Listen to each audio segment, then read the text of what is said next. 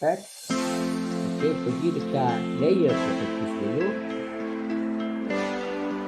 Okey, kat sini tekan new layer. Okey, kat sini tekan text. Okey, buat satu color. Okey, tekan hijau. Klik OK. Okey, tutup. Aktifkan layer text kat sini. Okey, lepas tu pergi dekat annotation. Okey, pergi dekat text style.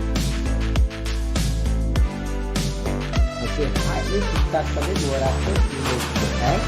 Dan teks ni nak bagi ada dekat tengah betul kat sini. So cara untuk buat dia, klik kat sini, tarik ke sini.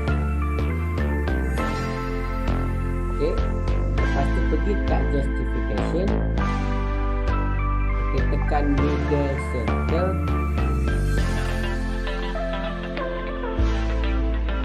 MC.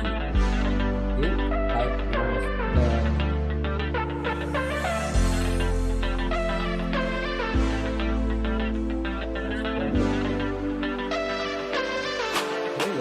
Klik letak dia dekat